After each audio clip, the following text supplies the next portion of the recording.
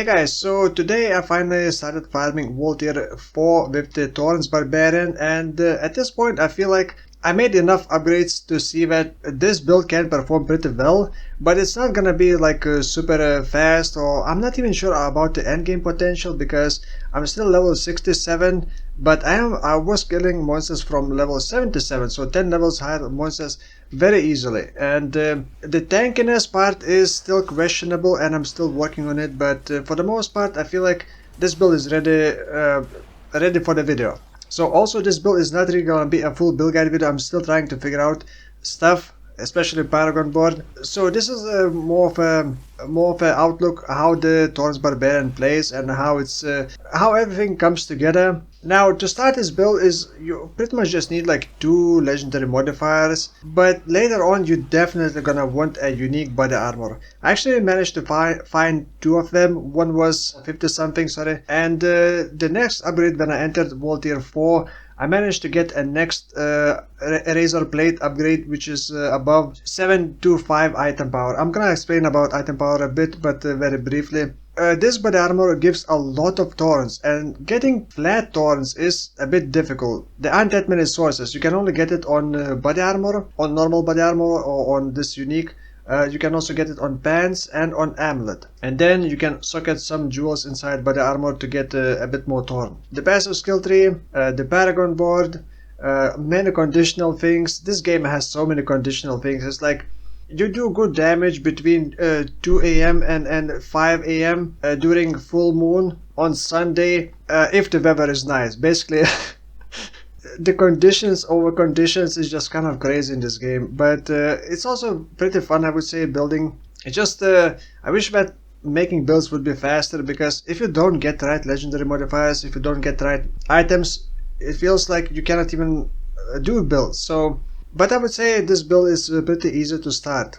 Now the way this works is actually you need 2 modifiers. One is basically makes thorns into AoE. Every time you proc a thorn, you have a chance to do damage to all around enemies, and it's not very far. It's like a couple of steps away from you, so it's not very big AoE. And the other modifier I would say is this one. You gain flat thorns while berserking. So you want to extend and be able to get berserking as often and for as long as possible. And then obviously you want to stack as much thorns as possible. So those are 2 main modifiers, legendary modifiers that you want. I believe you can get them from Codex by doing certain dungeons. Eventually you're gonna want to find them on legendary items. Now the flat thorns, you're gonna want to put it on two-handed weapons, because two-handed weapons gain 100% increased effect of legendary aspects. But chance to deal AoE damage, I think it's not really needed to put it on two-handed. So you could save the two-handed weapon, the second two-handed weapon, for something else. Now, as for the skill tree, you're kind of forced to go bleed build. Flay skill, the basic skill, the flay modifier, combat flay, increases your thorns for 3 seconds and stacks up to 4 times. So that's quite a bit of thorns. At this point, it's like 800 thorns. That's currently I have 13,000 thorns while in town without extra other modifiers, but I think it goes to something like over 20,000 thorns with all the other modifiers. And the way I also use scale thorn, by the way, cannot crit. It cannot crit, and I believe it cannot roll lucky, even if you have global lucky hits. So you are losing a big damage multiplier. Critical is a big damage multiplier. So the other way is build up strength. Strength increases skill damage. Thorn is skill damage. There's one modifier which I'm not sure if it works for thorns. This modifier, skills deal up to 20% increased damage, and I'm not sure if that actually works for thorns. I know that thorns are scaled by skill damage, which is scaled by strength, but I'm not sure if thorns is actually considered as a skill. Thorns is also not a direct damage, from what I learned, because there's a modifier somewhere which increases, I believe, from expertise. This one, 20% of direct damage you deal is inflicted as bleeding damage over 5 seconds. That did not work for thorns. It did not increase the bleed damage. Essentially, when enemies take damage, they also start bleeding, and there are many conditional things against bleeding enemies, and you can also enable slow. Whenever enemies are bleeding, they also are slowed down. This modifier, your bleeding affects slow enemies by 10%. I mean, this should work. enemies hit you, they get Thorns proc bleed on them, they get slowed down, and then you enable another modifiers against slowed enemies, or against damage to crowd controlled enemies, because slow is crowd control. And then like stack modifiers, damage to close enemies, damage to crowd control, damage to healthy enemies, damage to injured enemies, stuff like that. But there is a difference between those modifiers. Everything pretty much say increase. There are some cases where it says more if you are coming from Path of Exile. The difference is some stack multiplicatively and the other stack additively. So for example, this one, deal 24% and in the brackets X, increase damage while you have barrier. So this one is actually 24% more damage. It does not stack with other increased damage additively. It is 24% more, so it multiplies everything else. This, for example, deals 7% increased damage for each second you stand still, up to 30%, also more, because it has an X. If it has a plus in the bracket, it means just additive. So the normal affix says like 18.8% increased physical damage. That's just additive with all the other increase to damage modifiers. So like damage to close enemies would be the same as increase physical damage. They would just stack together additively. So you want to find as many modifiers with the X in the bracket. Or for example, this one, you gain 0.25% increased armor for 4 seconds when you deal any form of damage, stacking up to 25%, also more. So this is 25% more armor. In order to survive, you pretty much have to stack a bunch of armor, life, which I'm just starting to stack more, and resistances you can pretty much ignore. For example, getting this helmet, I thought, oh wow, that's a lot of res. 51 fire res. You know how much that 51 fire res gives me mitigation? Around 3%. That's pointless. Better get some other damage reduction. For example, damage reduction from closed enemies, damage reduction from distant enemies, generic damage reduction. By the way, damage reduction stack multiplicatively. You cannot get 100% damage reduction because it stacks multiplicatively. So if you get 10% and another 10%, it's not gonna be 20%, right? It's gonna be reduced by 10%, and then remaining is gonna be reduced by another 10%. So it has diminishing returns. So in order to survive, stack armor, stack life, then you want life regen, or at least I wanted life regen, which I do get when I use a shout. I'm gonna go over passive skill tree in a moment, and also barrier. So recover life, barrier, and fortify. Fortify is essentially also a bit tricky to explain. You build up fortify, and once your fortify exceeds your amount of maximum life, then you get fortified and get damage reduction. So for example, fortified characters take 10% reduced damage. So from the passive tree, maybe it would be easier to show like this. I'm getting flay. You can see the modifiers. I'm taking rend because rend allows me to extend vulnerable. Vulnerable is more multiplier. Strength is also more multiplier to all your damage.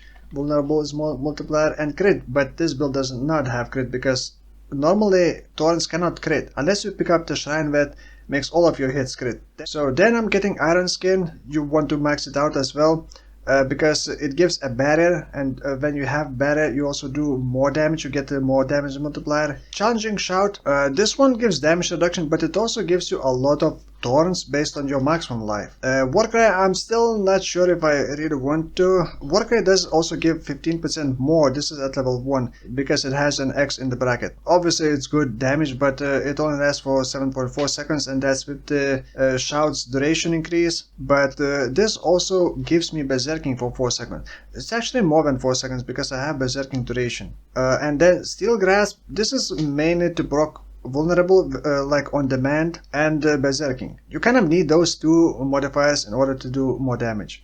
You can proc vulnerable with the flay if you are setting your your weapon to two-hand weapon, not dual wield.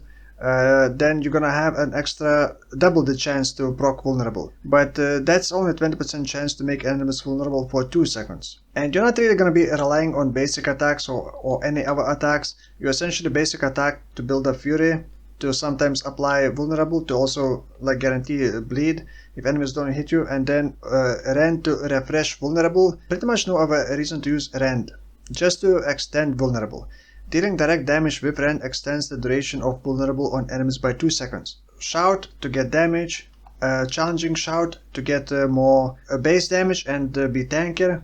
And then Iron Skin to also heal you. It basically absorbs a lot of your missing life and turns into barrier, and then you can also turn that barrier into heal. So whenever you lose like let's say 50% HP, I use usually the Iron Skin to get the barrier and to heal back that life that I lost. But I also have this thing which heals me for 3% of my HP per second. I'm not sure if multiple shouts stack this to 6%, or do you just need any of the shout to be active. So whatever gives you like fortify, you want barrier. Whatever gives fortify, you want to take those things. Whatever gives you heal, you want to take those things. Damage reduction you want also as well. I could actually refund movement speed, because moving faster does not necessarily make me clear faster, because even if I run to enemies faster, sometimes they just don't hit me. You know what, let's do that now. Refund that and actually get more damage from this, because that is also more multiplier. So yeah, and I picked up this one because this is increasing the berserking. Now by the way, berserking I actually can pretty much have permanent berserking while clearing because of the Paragon. The Paragon board, I'm still getting used to this. It looks complicated, but essentially it's like passive skill tree in Path of Exile, and then you got one jewel socket which affects all the nodes, well certain nodes in the radius. So you just start from here, and once you reach the end, then you can get a second board, and you can actually, I guess, rush to the other one and keep unlocking new boards. And you can rotate these boards, but respecting them is kind of annoying.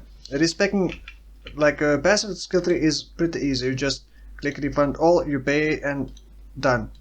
But this respecking is much more annoying, so I'm just gonna mention the core part, but I'm not sure if that's like the best idea. I took this because it gives damage and it gives damage reduction. So while berserking you take 10% reduced damage from elites, but only if you have 40 strength within this radius. So I put this in here, and as you can see I'm getting quite a bit of damage while berserking. This is additive, not multiplicative damage, so it's not that great. But the main part is this one, Blood Rage. Killing a bleeding enemy has 10% chance to grant berserking for 5 seconds.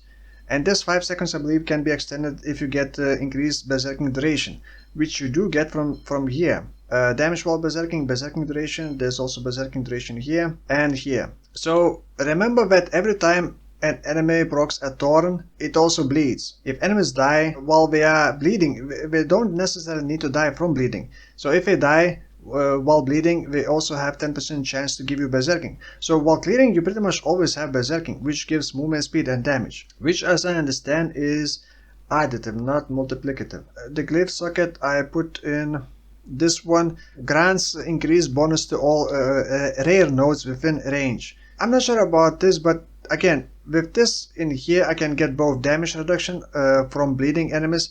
Essentially if enemies hit you, they are bleeding, so I get damage reduction after that. And if you get enough willpower, you get a bit more damage reduction. And this one increased damage. So this node alone currently gives me 12.8% increased damage, which is a very small amount, but also damage reduction from enemies that are bleeding. And now I picked up more armor and more fire arrows, because enemies that have the fire enchant, which pretty much shoot like a fire projectiles around them, are very scary. If you stand in the wrong spot, they can shotgun you and kill very quickly.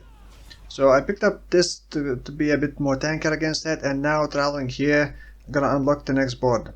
I'm just gonna quickly go over all of my items that I have. I have this barrier thing. You can also take a barrier with the iron skin. When you have barrier, you also can get more multiplier from this thing. Then the body armor is Razorplate. There's no specific place to get it, but I got it twice by doing nightmare dungeons. All I am doing is pretty much farming nightmare dungeons. I don't do normal dungeons, I just farm nightmare dungeons. Next, on the gloves I still don't have. On pretty much every single item you want, if possible, life, total armor, and then strength, all attributes. And then damage reduction, I guess. The pants I still need to replace to have over 7 to 5 item power, that's another thing. So you know how in Path of Exile items have, modifiers have tiers, like let's say tier 3 modifier can roll, let's say 50 life, and tier 2 modifier can roll, which is higher, can roll, let's say 70 life maximum. So same goes in here, but it's a bit different. At let's say 6 to 5 item power, a new tier starts and all the modifiers will get rerolled. Let's say this item, for example, it has 605. Each time you upgrade an item, it gets +5 item power. So when I found this, I upgraded it 4 times and it went to 625 item power, which scaled all the modifiers on it currently and rerolled them. So it upgraded the tier of all the modifiers and rerolled them. So it's like a divine in Path of Exile plus.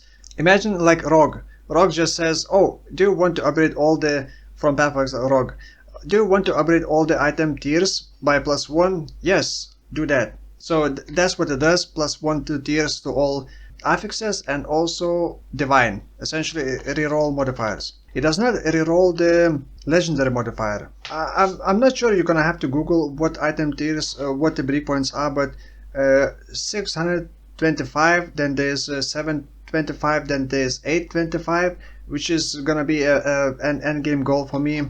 So on pants you can get Thorns. This is also legendary. I'm probably gonna be replacing this legendary modifier. I do have a perfect one, but against single target it's not that great. Then I'm testing this one because enemies in World Tier 4 become so insanely, like the crowd control is just insane. If you think that Path of Exile has too much crowd control and enemy effects after death, wow, Diablo 4 is like, no, we can do better, we can add even more. So pretty much every enemy just has stuns, slows, all sorts of chills, freezes, like everything imaginable all at once, pretty much. Fear as well. Good thing barbarians have many tools to become unstoppable. You can actually become unstoppable. There's an upgrade for Iron Skin, the legendary modifier. There's also for this you can actually break out of crowd control. But I'm trying this, but then again, if I'm injured means like below 35 HP. So at that point I'm pretty much dying already, so it's unlikely that I will survive, but pretty much breaks out of crowd control, but it can only happen like every between 40 and 20 seconds. Then like I said, this is one of the main modifiers that you want to roll, Flat Thorns while berserking. These also need to reroll. This is more multipliers, but they are kind of conditional, so it's a bit annoying. When you stand still you get 30% more damage. That's a lot, but then again, standing still and doing nothing is not always possible because enemies, like even bosses, just walk back. You still have to walk towards them and you lose this multiplier. On an amulet, this one also grants damage reduction. This is 20% damage reduction for like multiple seconds, and you can just face tank enemies and with the basic skills. Then this is another more multiplier while you have barrier. I'm missing a couple legendary modifiers still. And one last thing I forgot to mention, I'm gonna include the link to this in the video description somewhere. I'm making my own Nightmare Dungeon tier list based on this build. So which dungeons are the best or the easiest or the simplest to run and to farm with this build. So currently my favorite dungeon is Alderwood and Molewood. Alderwood has a boss which has like quick attacks and pretty much non-stop keeps attacking you, so it's easy to kill the boss. Most of the dungeons don't have bosses or have like bad bosses that don't try to attack you. So there are many dungeons that are not good for this build, and most of the dungeons have enemies that just like try to cast something, not even a spell but like a debuff or summon some other minions. It's just very slow clearing those dungeons. So I'm making this, and this is gonna be not just a dungeon tier list. I'm gonna add like other pages as I learn the mechanics. Maybe I'll add some explanations how to scale Thorns or something like that. So I'm gonna put this link in video description. If you got some comments or some if I made some mistakes explaining something, let me know in the comments below. Or how, well, actually I don't know if I want to know how to improve this build, because I like figuring things out on my own. Like, I'm not sure what to do. Now it's just farming. Before I entered World Tier 4, my goal was to enter World Tier 4 and be able to farm it. Now I'm able to do that, and what's my goal now? Just to get more upgrades? And there's no way I'm gonna be able to like defeat Uber Lilith, I think. So that's gonna be it for this video. I know it's a long video, but yeah, this is the first sort of build guide, not really build guide video. Anyway, thank you for watching, and I will see you in the next one. Bye bye.